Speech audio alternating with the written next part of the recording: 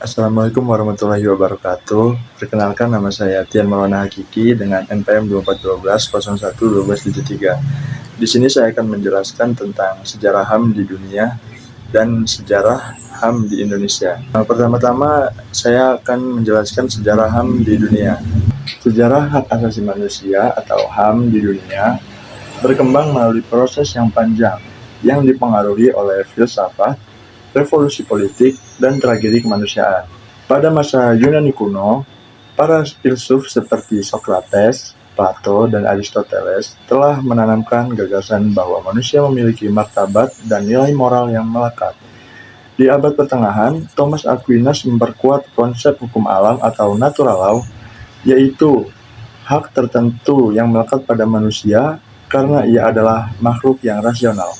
Perkembangan signifikan terjadi pada periode modern. Tahun 1215, Inggris mengeluarkan Magna Carta yang membatasi kekuasaan raja dan menjadi salah satu tonggak awal perlindungan hak warga.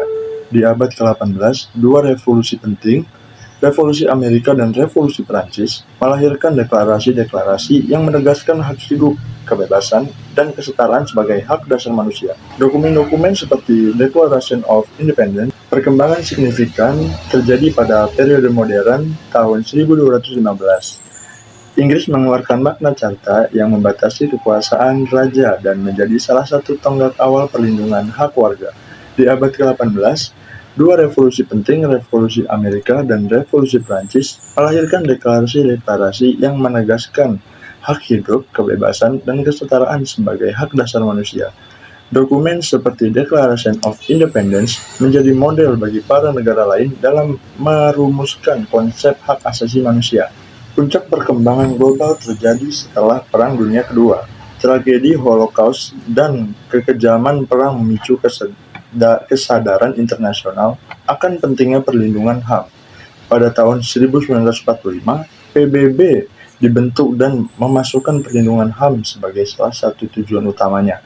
Kemudian pada 1948, Majelis Umum PBB mengesahkan Universal Declaration of Human Rights yang menjadi acuan utama hak asasi manusia di seluruh dunia. Setelah itu, berbagai instrumen internasional disusun seperti ICCPR serta konvensi khusus tentang perempuan dan hak asasi manusia.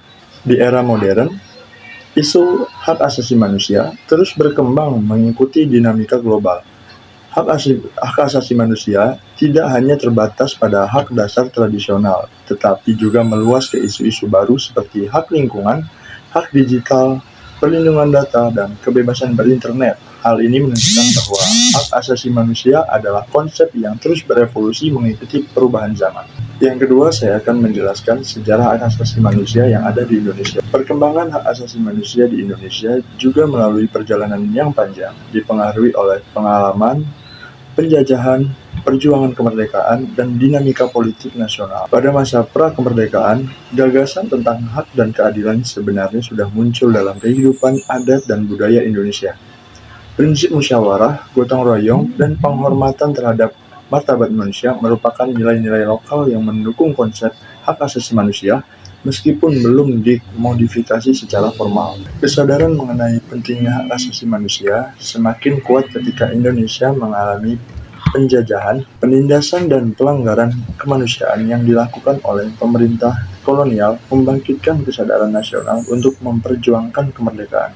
Setelah Indonesia merdeka pada 17 Agustus 1945, para pendiri bangsa memasukkan nilai-nilai hak asasi manusia ke dalam pembukaan Undang-Undang Dasar 1945, terutama pada alinea pertama yang menegaskan bahwa kemerdekaan adalah hak segala bangsa. Meskipun dalam Undang-Undang Dasar 1945 versi lama belum memuat pasal-pasal terkait tentang hak asasi manusia secara lengkap. Beberapa hak dasar seperti kebebasan beragama dan mendapat pengajaran sudah diatur. Perkembangan hak asasi manusia mengalami pasang surut. Pada masa demokrasi liberal tahun 1950 sampai 1959, hak asasi manusia diatur lebih jelas dalam Undang-Undang Dasar Sementara 1950. Namun pada periode demokrasi terpimpin tahun 1959 hingga 1965, kebebasan cenderung dibatasi karena kekuasaan negara yang dominan. Pada masa Orde Baru, tahun 1966 hingga tahun 1998, pembangunan ekonomi menjadi prioritas. Namun, kebebasan sipil dan politik sering dibatasi dan muncul banyak kasus pelanggaran HAM berat. Titik balik besar terjadi pada era reformasi tahun 1998. Gerakan reformasi menuntut demokrasi, keadilan, dan perlindungan hak asasi manusia. Sebagai hasilnya dilakukan amandemen Undang-Undang Dasar 1945 tahun 1999 hingga tahun 2002 yang menambahkan bab penuh tentang hak asasi manusia dalam pasal 28A hingga 28J. Inilah pengaturan HAM paling komprehensif yang pernah dimiliki Indonesia.